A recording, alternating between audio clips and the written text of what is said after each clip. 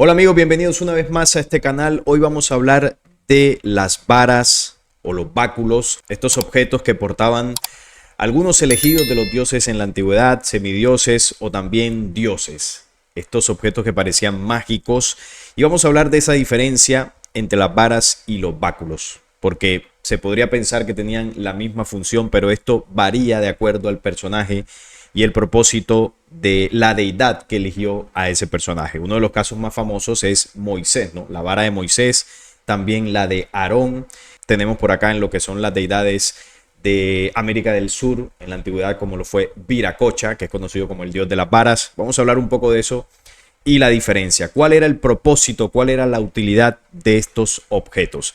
Vamos a comenzar entonces con Moisés, las varas mágicas de los dioses, porque parecería que cuando las tenían podían obrar casi que milagros. A la manera de un mago que en una escena saca de la galera un conejo asustado luego de un par de toques con su varita mágica, los dioses de antaño hicieron también uso de un instrumento parecido. Se trataba de algo como un cetro, cayado, bastón o vara, el cual en ocasiones entregaron como símbolo de autoridad a ciertos hombres elegidos para ellos como interlocutores, o sea, sus elegidos, sus intermediarios, ¿no? Ahí es donde nace todo el tema del sacerdocio, aquel personaje elegido por el Dios para servir de puente entre el pueblo y la deidad.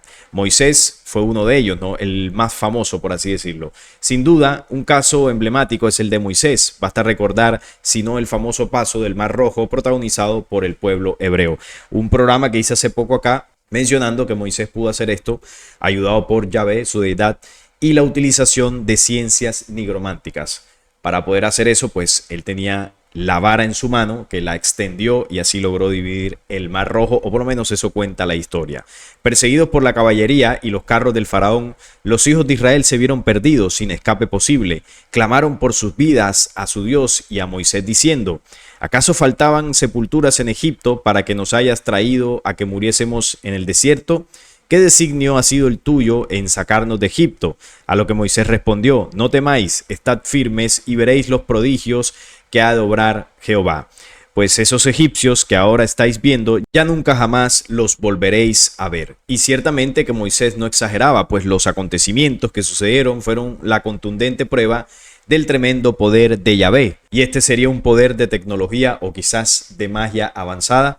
Bueno, eso fue lo que estuvimos comentando en aquel video del Mar Rojo. Las órdenes de Yahvé a Moisés fueron muy claras. Él le dijo: di a los hijos de Israel que marchen y tú levanta tu vara. Aquí es donde comienza el tema de la vara de Moisés y cómo fue utilizado en varios momentos este objeto para lograr ciertas proezas. Y extiende tu mano sobre el mar y divídelo para que los hijos de Israel caminen por en medio de él a pie enjunto. Entonces vemos que para dividir el Mar Rojo, Moisés tenía la vara en su mano y tuvo que levantarla.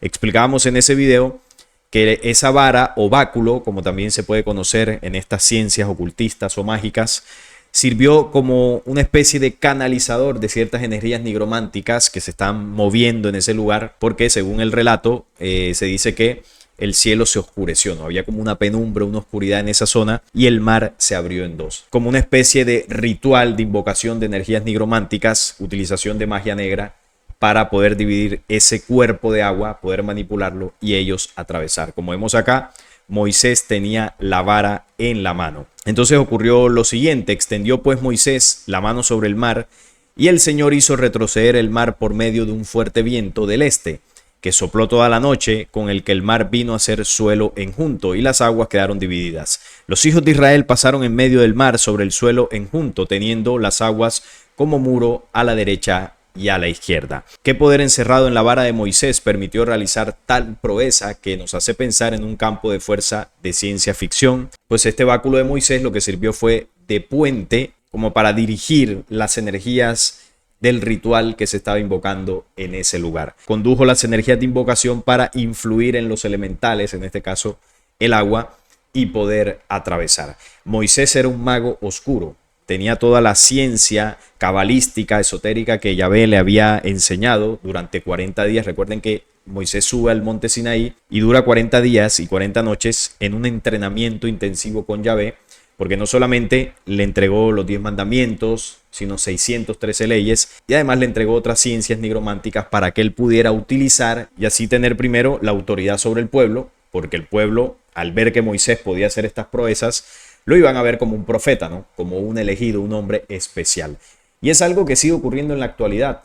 Curas, sacerdotes, pastores, que bueno, las personas en su mayoría creen que estos líderes, entre comillas espirituales, tienen poderes mágicos porque pueden sanar, pueden hablar en lenguas, pueden tener comunicación directa con Dios supuestamente, tienen objetos sagrados, cruces, rosarios. Se sigue teniendo la misma creencia en torno a estos personajes que sirven de puente entre el pueblo y la deidad. Y eso viene desde la antigüedad. Entonces Yahvé le dio a Moisés estas técnicas, estas artes místicas para poder de alguna forma servir de guía al pueblo. Parece evidente que ese supuesto campo de contención requería de un cierto tiempo para formarse, pero su anulación podía lograrse con rapidez. Luego que el ritual terminó, les cayó el agua encima y ahí fallecieron. Entonces dijo Jehová a Moisés: extiende tu mano sobre el mar para que se reúnan las aguas sobre los egipcios, sobre sus carros y caballos. Luego que Moisés extendió su mano sobre el mar, se volvió a su sitio al rayar el alba, y huyendo los egipcios, las aguas los sobrecogieron y el Señor los envolvió en medio de las olas. Así las aguas, vueltas a su curso, sumergieron los carros y la caballería de todo el ejército del faraón, que había entrado en el mar en seguimiento de Israel. Ni uno siquiera se salvó. Ahí acabó el ritual y todos se ahogaron, ¿no? El ejército de Egipto. No obstante, y para disipar dudas acerca del enorme poder del cayado del patriarca o del báculo, aún podemos encontrar otras pruebas de su variada utilidad. En efecto, hallándose el pueblo de Israel en el desierto, faltó el agua. Una vez más reclamaron a Moisés por su suerte, acosados por la sed, temerosos ante una muerte inminente. Decía el pueblo, ¿no? ¿Por qué nos has hecho salir de Egipto para matarnos de sed a nosotros y a nuestros hijos y ganados? Y ante esto, de nuevo intervino Yahvé ordenándole a Moisés, quien al parecer desconocía algunas de las funciones del instrumento que, bueno, tenía en sus manos. Y le dice: adelántate al pueblo, llevando contigo a algunos de los ancianos de Israel, y toma en tu mano la vara con la que heriste el río, y vete. Yo estaré delante de ti allá en la peña de Horeb, y herirás la peña y brotará de ella agua para que beba el pueblo. Todo esto lo hizo con la vara. La vara era fundamental para hacer este tipo de proezas. Golpeó la peña, la roca, y comenzó a brotar agua como de manera mágica. Además de lo del Mar Rojo, estuvo esta proeza, y claro, ahí el pueblo sí que comenzó a tener confianza en Moisés. Pero ¿cómo lo hizo? Porque si usted va con una vara normal, usted golpea una piedra, no va a salir agua. Entonces aquí vemos una vez más la influencia de ciertos encantamientos para manipular los elementales. Estas cosas suceden sobre todo cuando estas artes místicas se aplican con un manejo bastante elevado de estas ciencias extraterrenas, porque eso es importante aclararlo. Son ciencias místicas de origen extraterreno, donde estos Elohim que elegían estos pueblos y estos patriarcas trajeron aquí, ¿no? Y solo se las enseñaron a algunos elegidos, como en este caso a Moisés. Es algo que sigue ocurriendo en la actualidad. Solo los maestros de estas artes ocultistas que tienen mayor capacidad, ¿no?, de conocimiento y de manejo de todo esto, son los que pueden hacer estas grandes proezas. Por ejemplo, se me viene a la mente Saint Germain, Allan Kardec, Madame Blavatsky y algunos otros referentes de estas artes y conocimientos cabalísticos, esotéricos, espiritistas, son los que han logrado manejar con gran efectividad todas estas magias oscuras. Y claro, habría que mencionar al padre de todo esto, que es el rey Salomón, la sabiduría de Salomón. Yahvé depositó en las manos de Salomón todo el conocimiento místico. A Moisés le dio una parte, a Abraham también, a algunos de los patriarcas del pueblo hebreo que vinieron después también, pero solo a Salomón le entregó todo. Incluso le entregó un anillo con el cual podía dominar a placer a los demonios. Salomón logró abrir portales ahí en el primer templo, donde se hacían rituales para invocar estas energías. Y esa fue la sabiduría de Salomón, que luego fue condensada en varios documentos, como la Clavícula de Salomón y muchos otros, que espiritistas, tiempo después, tomaron esto como referencia para crear sus escuelas de misterio. Pero no sería esta la última vez donde Moisés utilizaría su báculo. De hecho, durante la batalla contra los amalecitas, El sorprendente artefacto se convirtió en una efectiva arma que decidió la suerte de los israelitas. Veamos lo que dice. Y dijo Moisés a Josué: escoge hombres y ve a pelear contra los amalecitas. Mañana yo estaré en la cima del monte, teniendo la vara de Dios en mi mano. Hizo Josué lo que Moisés había dicho y trabó combate con Amalec. Entre tanto, Moisés y Aarón y Hur subieron a la cima del monte, y cuando Moisés alzaba las manos, vencía a Israel. Mas si las bajaba, Amalec tenía la ventaja. Ya los brazos de Moisés estaban cansados, por lo que tomando una piedra, se la colocaron debajo y sentándose en ella, y Aarón de una parte y Hur de la otra, le sostenían los brazos, los cuales de esta manera permanecían inmovibles hasta que se puso el sol. Y Josué derrotó a Amalec y pasó a cuchillo a su gente. O sea que aquí parecía que Moisés estaba haciendo como un ritual, alzando sus manos con la vara, para hacer como una especie de protección energética hacia el pueblo de Israel.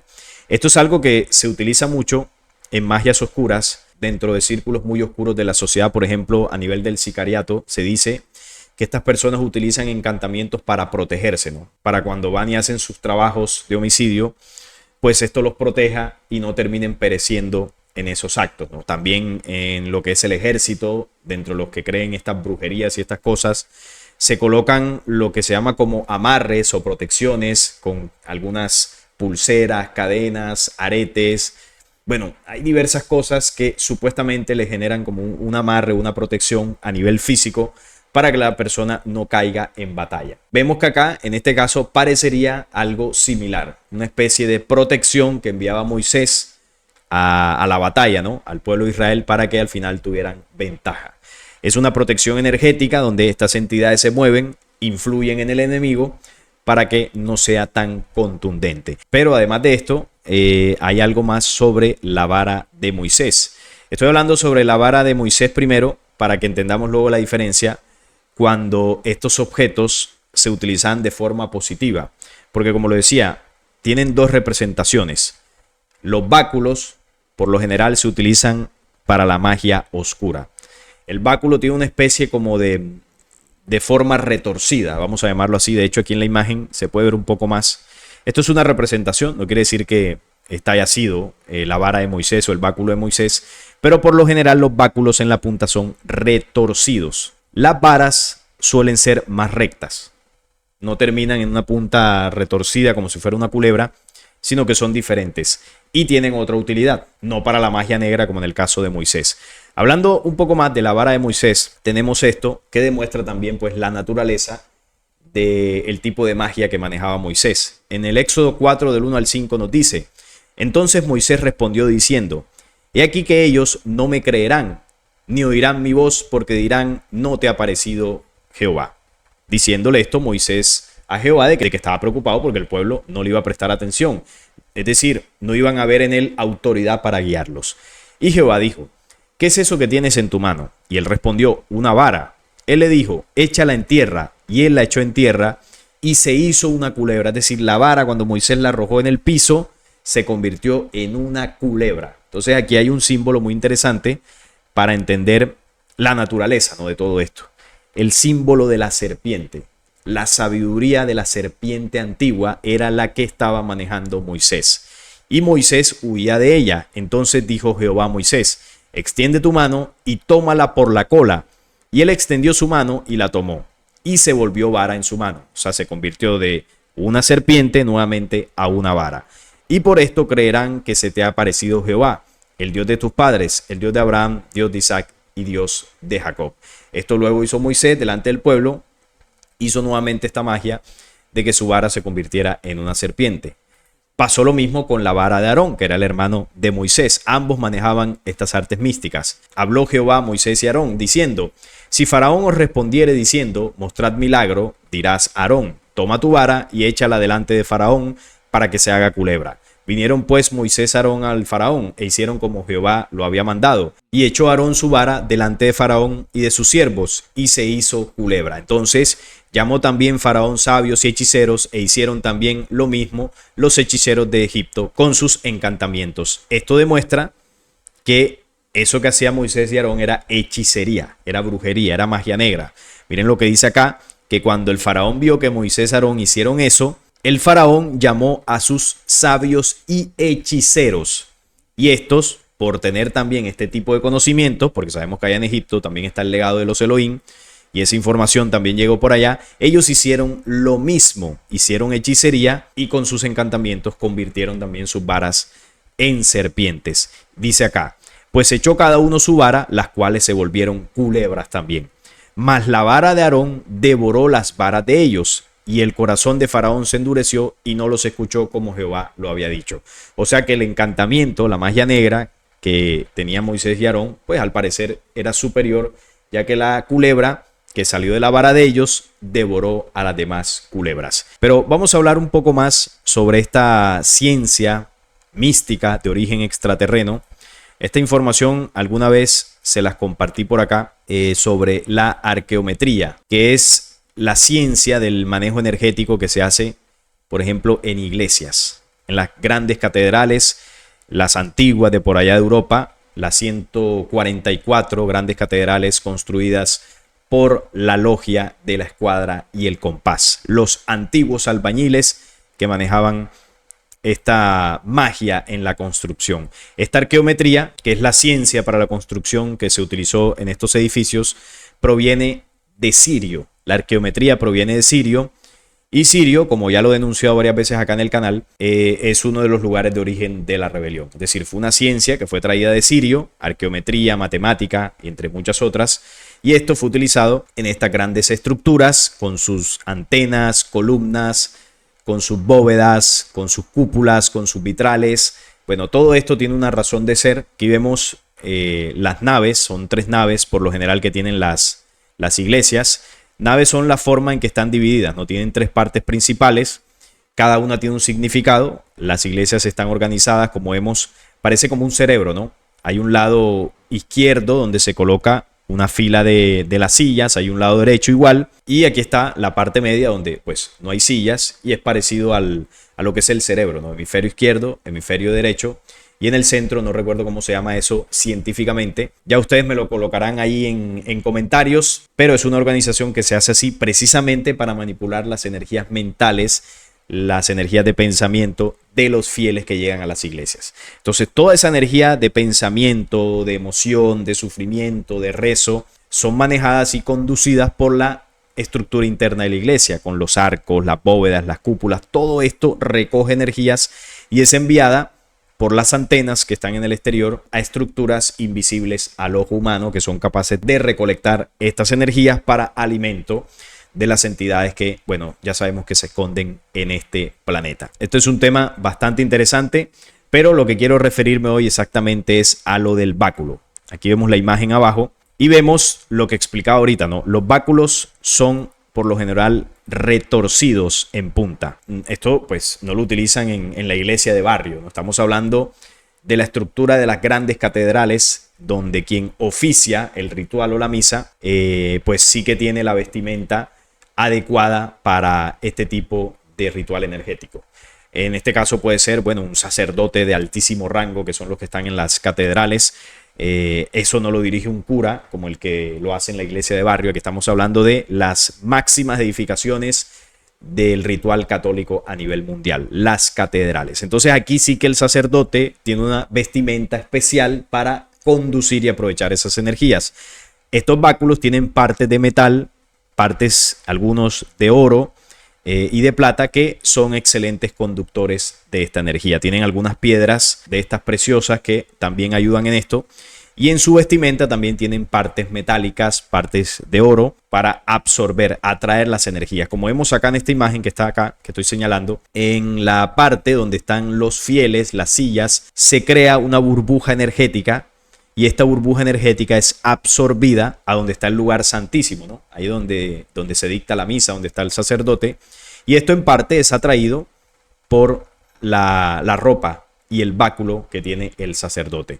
Luego toda esta energía se condensa aquí y es enviada a la parte de arriba donde está la cúpula, como vemos acá. Aquí donde estoy señalando, aquí está la cúpula gigantesca que está justo arriba de donde está, bueno, ahí donde se pone el sacerdote, ¿no? Esas energías son conducidas, condensadas acá arriba y salen por la parte externa, aquí como vemos, por la aguja que está en la parte superior de la cúpula, en la parte externa también. Y bueno, ahí esas energías son aprovechadas por estas entidades. Entonces vemos que el báculo se sigue utilizando aún en la actualidad para la conducción de energías. No solamente las energías de los meditantes, sino también son objetos adecuados para, en estos tipos de rituales ocultistas, conducir las energías nigrománticas. Entonces, eso era lo que hacía Moisés, eso era lo que hacía Aarón, y eso es lo que han hecho los brujos a lo largo de la historia con sus báculos. Por eso usted ve que por lo general a los brujos, las brujas y todo esto se les pinta con algún tipo de bastón o algo así,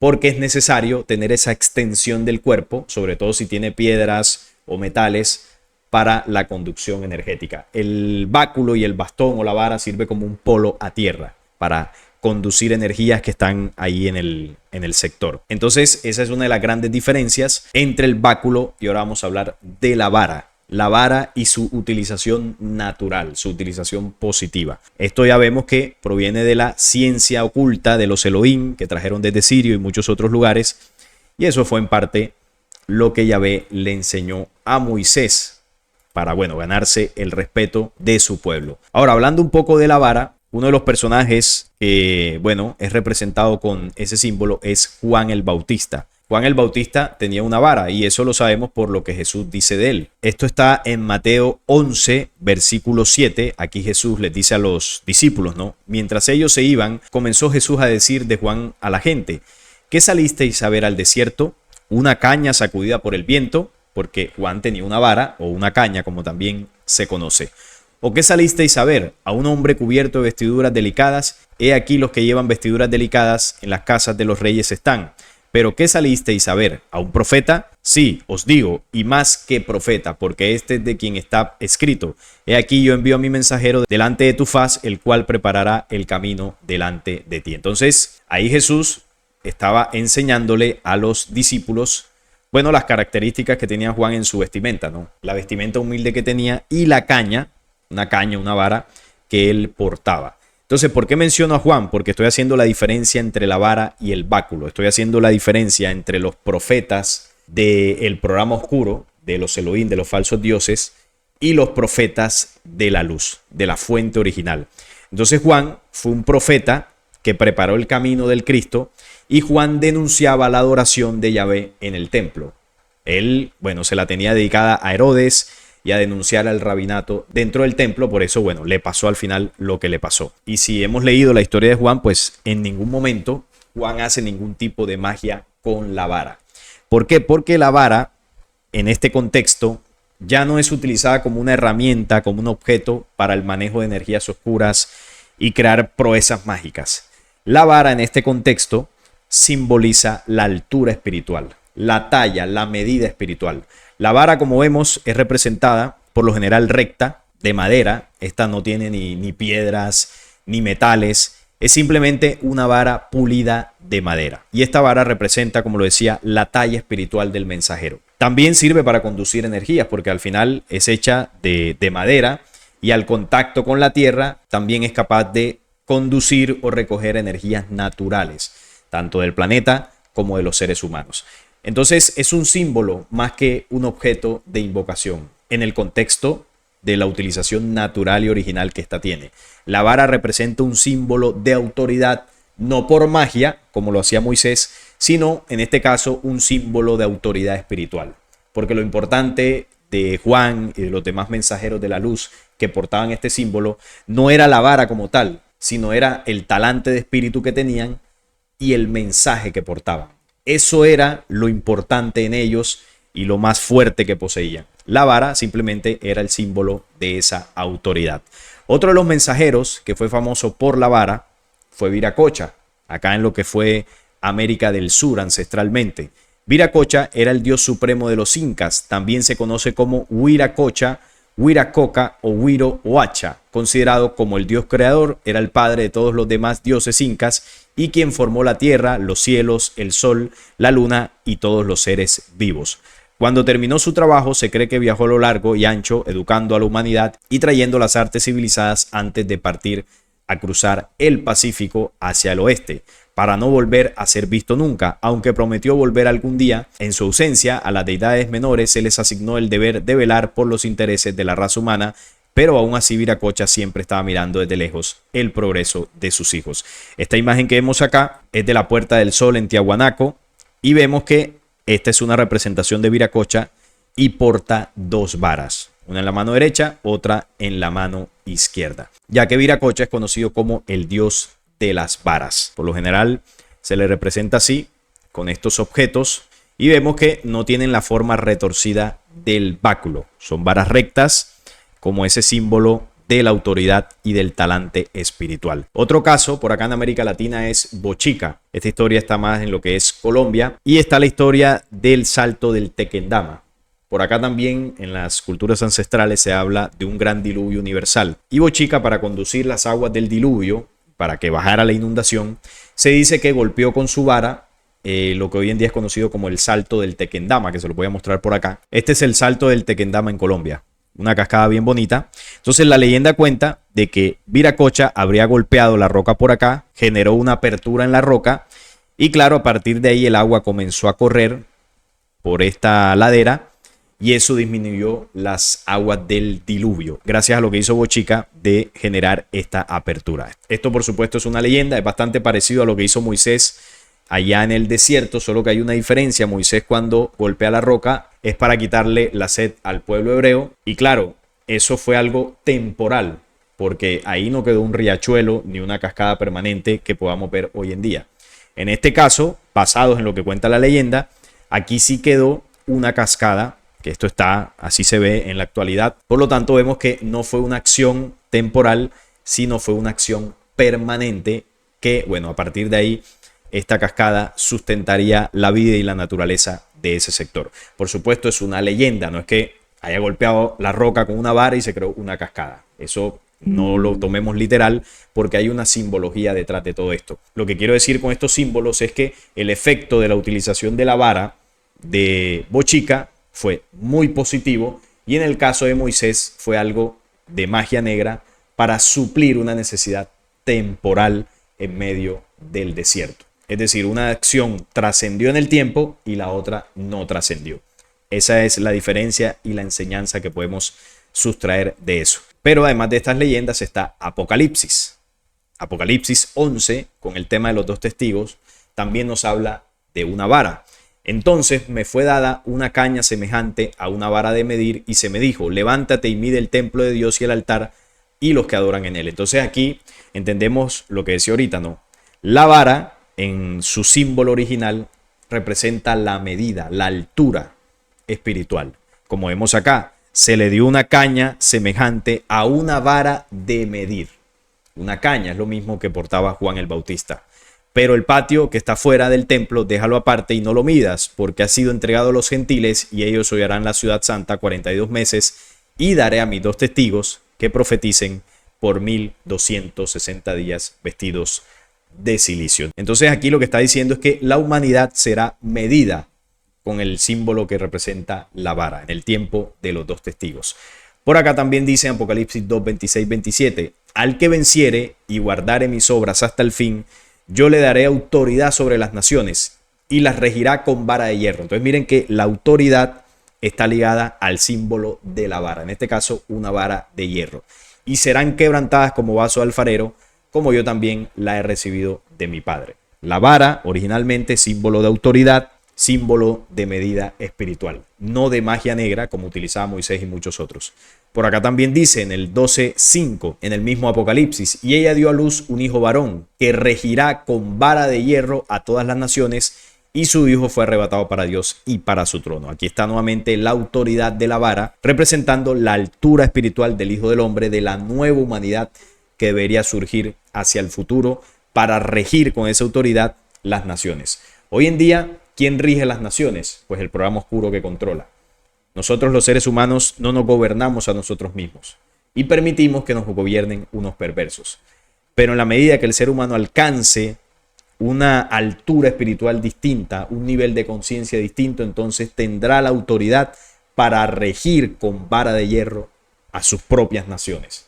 Primero, para regir con autoridad este cuerpo, su mente, para tener autoridad sobre nuestras emociones. Eso es regir con vara de hierro. Y luego poder regir el mundo, que nosotros mismos podamos administrar nuestros recursos y no necesitemos de un programa externo y sobre todo manipulador que administre de mala forma los recursos de este planeta. Pero para eso se necesita un nivel de autoridad, un nivel espiritual mucho más alto, y ahí está el símbolo de la vara. Y por último, Apocalipsis 19:5. De su boca sale una espada aguda para herir con ella a las naciones, y él las regirá con vara de hierro, y él pisa el lagar del vino del furor y de la ira del Dios Todopoderoso. Entonces aquí vemos nuevamente el símbolo de lo que representa la vara. Nada de magia oscura, de invocaciones, de rituales, de báculos retorcidos. La vara es recta y representa la autoridad y la pureza del espíritu. Una altura espiritual garantiza precisamente la autoridad de conciencia del ser humano. Por eso los mensajeros de la luz la portaban por fuera para mostrarla como símbolo, pero lo que impactaba de ellos no era la magia que hacían con la vara, porque no la hacían. Lo que impactaba de ellos era la autoridad de lo que hacían y de lo que decían. Y eso era lo que atraía a la gente del mensaje de Juan, de Jesús, luego de los apóstoles, de Viracocha, Bochica y muchos otros que portaron el símbolo de la vara para enseñarle a la humanidad la altura espiritual a la que debemos llegar. Una vara pulida, un espíritu pulido y que conduce las energías de forma natural. Entonces, esa es la diferencia, queridos amigos, entre el báculo de Moisés, impulsado por las falsas deidades, y la vara natural, la vara como símbolo que representa la altura espiritual. Así que este es un tema interesante y ese es el misterio del báculo de Moisés y por qué hacía todo lo que hacía. Así que no es más por esta ocasión, estaré atento a sus comentarios para ver qué opinan de todo esto. Si este video les gustó, les agradezco un like, la suscripción al canal y compartirlo para que llegue a más personas. Hasta la próxima.